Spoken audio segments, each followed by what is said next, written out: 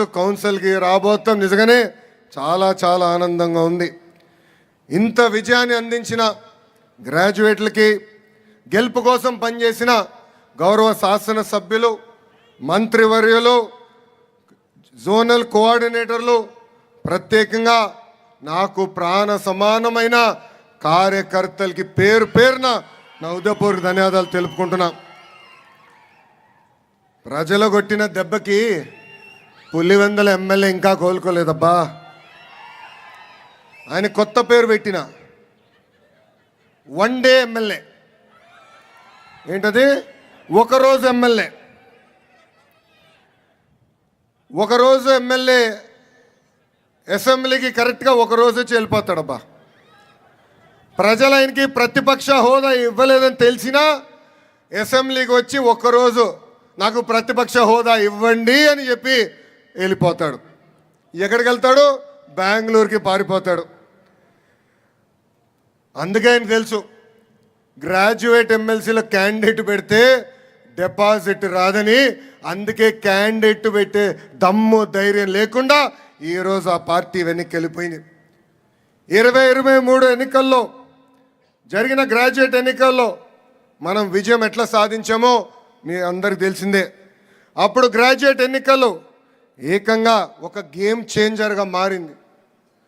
ఆ ఎన్నికలతో రాష్ట్ర రాజకీయ పరిస్థితులు కూడా మారిపోయినాయి.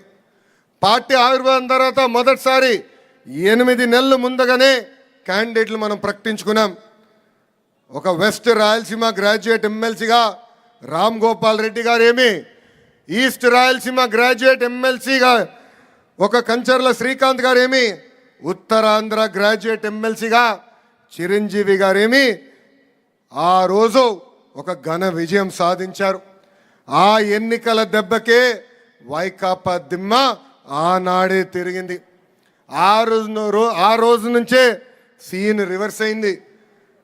కట్ చేసి ముందుకు చూస్తే 164 సీట్లతో ప్రజాప్రభుత్వం ఆంధ్ర రాష్ట్రంలో ఏర్పడింది. ఒక పక్కన మోడీ గారు మేనియా, ఇంకో పక్కన బాబు గారు బ్రాండు, ఇంకో పక్కన నాకు అన్న సమానమైన పవన్ అన్న పవర్ దెబ్బకి వైకాపా దిమ్మ తిరిగింది, దుకాణం బంద్ అయింది. అసలు దేశానికి సంక్షేమం పరిచయం చేసిన వ్యక్తి అన్న ఎన్టీఆర్. వైకాపా ప్రభుత్వంలో 5 ఏళ్ళు చేయని సంక్షేమం మన ప్రభుత్వ అధికారంలోకి వచ్చిన మొదటి 9 నెలల్లో చేసి చూపించాం. మొదటిది పెన్షన్. ఇక్కడున్న కార్యకర్తలందరూ ఆలోచించాలి.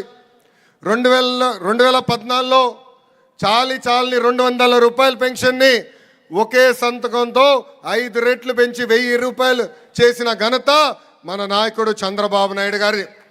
అంతేకాదు అదే 1000 రూపాయల పెన్షన్ని తిరిగి 2000 రూపాయలు చేసిన ఘనత కూడా మన నాయకుడు చంద్రబాబు నాయుడు గారిది. ఈరోజు మన ప్రభుత్వ అధికారంలోకి వచ్చిన మొదటి నెలలోనే 3000 రూపాయల పెన్షన్ని 4000 రూపాయలు చేసిన ఘనత కూడా మన నాయకుడు చంద్రబాబు నాయుడు గారిది. అంతేకాదు దివ్యాంగులకి 3000 రూపాయల పెన్షన్ గతంలో వస్తే ఒకే ఒక సంతకంతో 6000 రూపాయలు చేశారు. ఇంకా